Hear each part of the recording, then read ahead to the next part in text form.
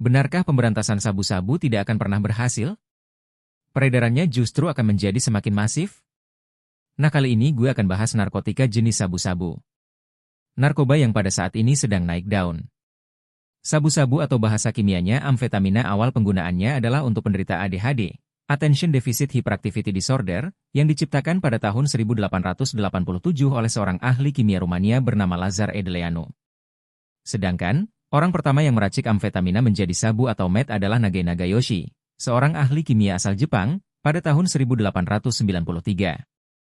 Tapi, karena proses pembuatan sabu-sabu kala itu sangat rumit, barulah pada tahun 1919, kimiawan Jepang lainnya yang bernama Akira Ogata, menyempurnakan proses penciptaan meth yang lebih sederhana.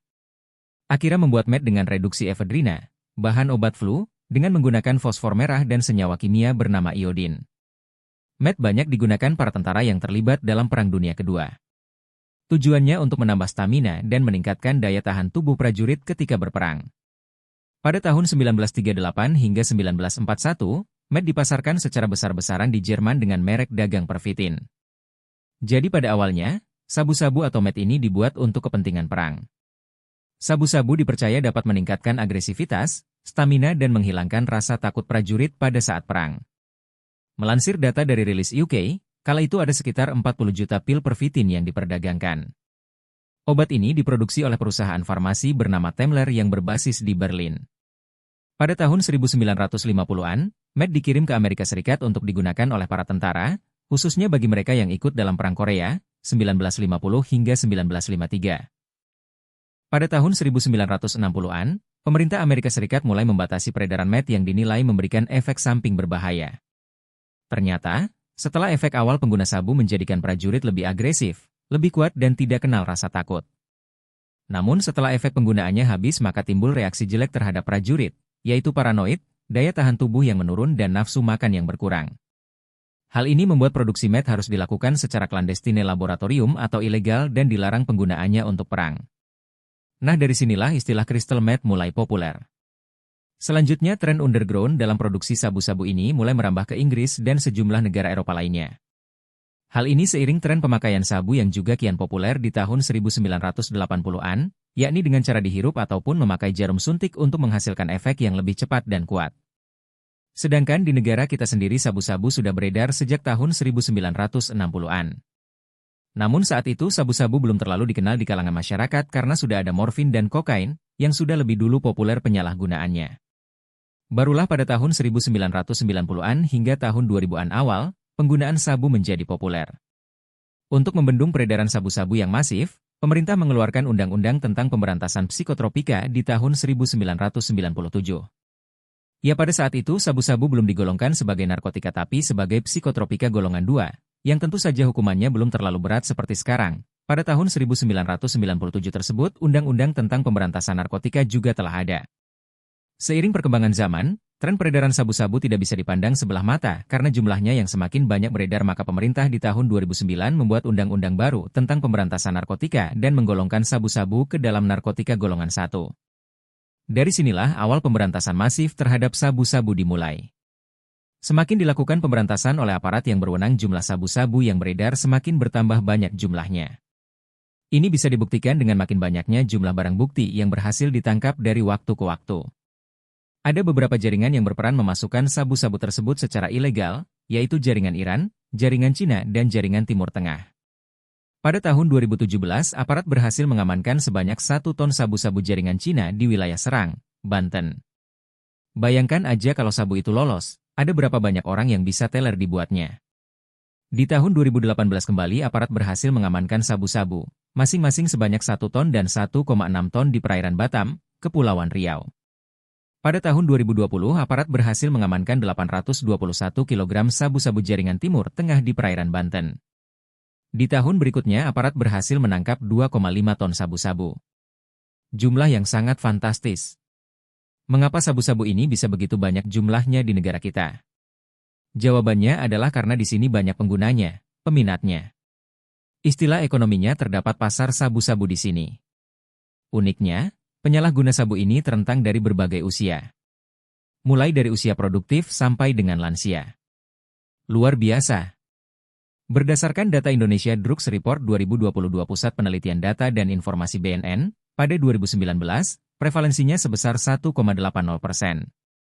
Lalu 2021 sekitar 1,95% atau naik 0,15%.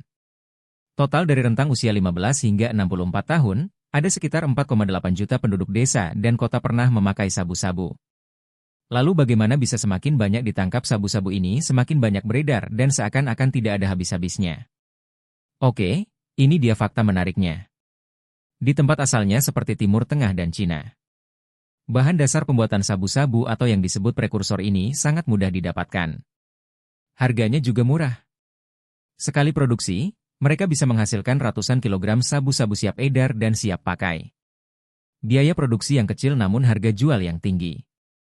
Bayangkan saja, 1 kilogram itu hanya seharga sekitar 40 juta rupiah. Jika sampai di sini harga per kilonya dari mulai 400 juta hingga 1 miliar rupiah. Gue asumsikan jika dalam per bulan mereka bisa memproduksi sekitar 10 ton, dan tertangkap oleh aparat sebanyak 5 ton per tahun, maka mereka masih bisa cuan yang banyak. Tanpa ada kerugian sama sekali. Apakah ada sabu-sabu yang diproduksi di dalam negeri? Jawabannya adalah ada, tapi produksinya dalam skala kecil dan menggunakan bahan baku yang jelek karena sulitnya prekursor masuk ke negara kita.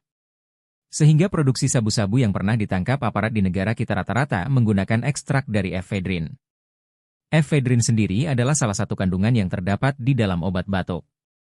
Karena sering disalahgunakan, efedrin saat ini dilarang penggunaannya untuk obat batuk dan digantikan dengan turunan efedrin.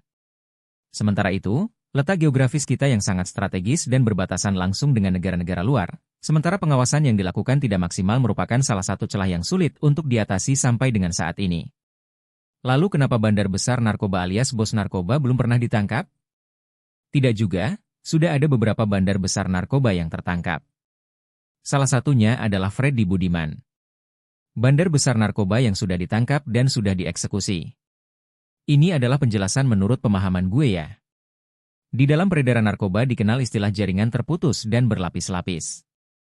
Di setiap lapisan atau setiap tingkatan pelaku peredaran gelap narkoba belum tentu saling kenal. Belum lagi ditambah kurir-kurir baru yang direkrut adalah para pemakai yang terjerat utang karena butuh barang atau di bawah ancaman. Contoh kurir yang viral adalah Zulkifli alias Zulzifilia. Vokalis band yang pernah ngetop tersebut awalnya adalah pengguna sabu-sabu. Lama-kelamaan dibujuk untuk menjadi kurir, dan karena kebutuhan akan penyalahgunaan sabu yang semakin besar maka Zul terbujuk, karena akan bisa mengkonsumsi sabu-sabu secara gratis dari bandarnya. Maka jika kurir tertangkap belum tentu bisa menangkap hingga bandar besarnya. Karena setelah kurir masih ada belasan bahkan puluhan tingkatan bandar di atasnya. Dan lagi-lagi antara tingkatan tersebut tidak saling kenal. Maka itu disebut jaringan terputus.